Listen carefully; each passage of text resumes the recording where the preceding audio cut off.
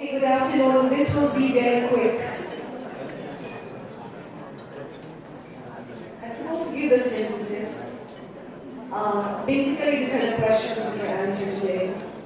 And the afternoon session was really for what do we need to do to get where we want to go. I would just like to say this: much has been achieved, much is yet to be achieved. That's basically the summary of everything. And in order for us to give this to the Filipinos.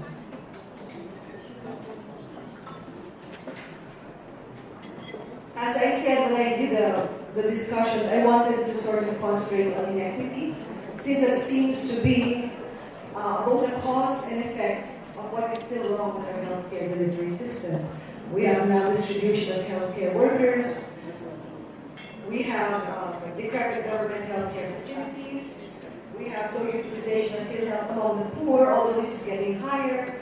Fragmented healthcare delivery, duplication, difficulty in dealing with this decentralized, devolved healthcare system. These are all problems talked about over and over again. But I'd like to concentrate more on what I was also asked to do, was to present some good news and some hope. And this is regarding the joint DOH and PhilHealth strategic plan, together with many funding agencies such as the ADB, the WHO, UNICEF. And we're trying to come up with a 25-year strategic plan as a gift to the next administration. It has never been done before because we didn't have the syntaxes before. We had shorter-term plans, but not in the presence of so much money. And that's the main difference. So this is what I would like to do, because I'm going to try to marry this with everything that has been discussed this afternoon as a way of synthesis. So these are exciting times for public health. We have never had so much money for healthcare as we do now, particularly because of syntaxes. If you put the DOH and the PhilHealth together, PhilHealth expects to spend about 120 billion in benefits, DOH about 160 in programs, etc., etc. So that's a lot. It's about 280 billion. The main premise of this strategic plan is to treat the funding of DOH and PhilHealth as one giant unified fund. To plan together so that it becomes clear who pays for what, so that there is no duplication. And once this is clear, then it will be easier to clarify what can be guaranteed for our people as far as their health care is concerned, and to reduce out-of-pocket expenses. Not just for the very poor, but for others. Like I remember Oscar Picasso sitting here, he was so frustrated about his out-of-pocket for his medicines. I think we should, this is a real concern, okay? We should also think of that. I think if we're able to put our funds together and work as one, there's less wastage. We can redirect funds accordingly.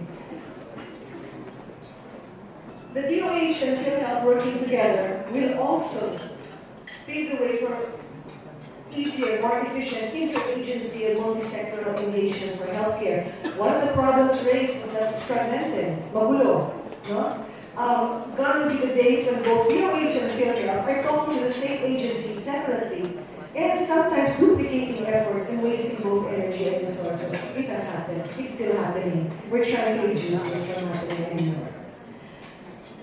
This will also allow us to better utilize and have a seamless and smooth working relationship with DOH, PhilHealth, PCSO, PAGCOR, so that patients will really be guaranteed financial risk protection from the primary preventive care level to the tertiary level.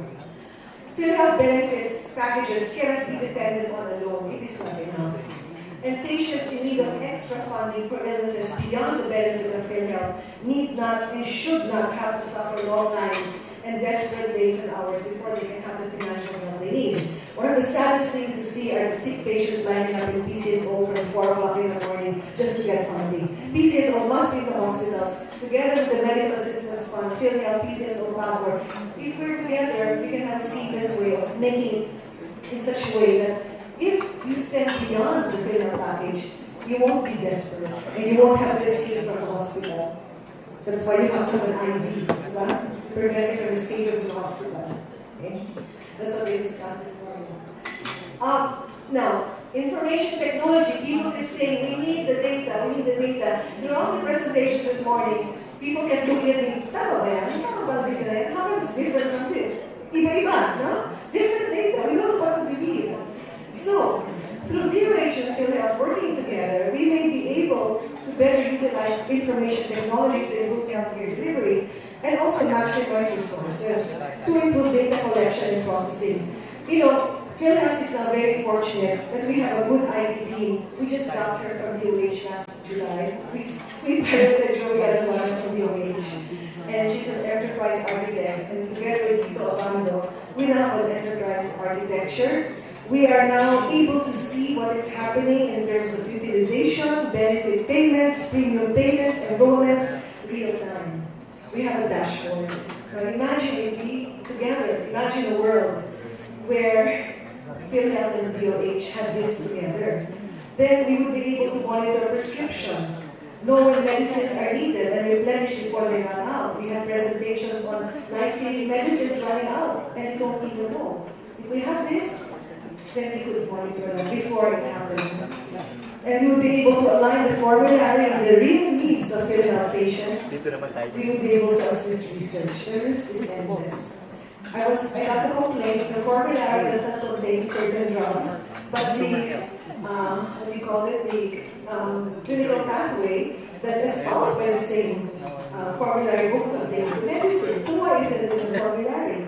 Things like that. It's not aligned. So PhilHealth cannot fund the medicine because it is not in the formulary, although it is a necessary medicine recognized in the Department of Health.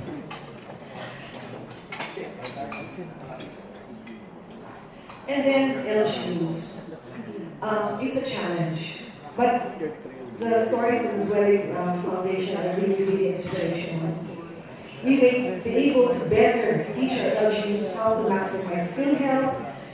We may be able to come up with concrete models for LGUs as far as how they should utilize it. Right now, what's happening because of the evolution, I think Secretary you mentioned it, PhilHealth must put its foot down. We can't just say, bahala kayo. We hold the money. We can actually hold it back.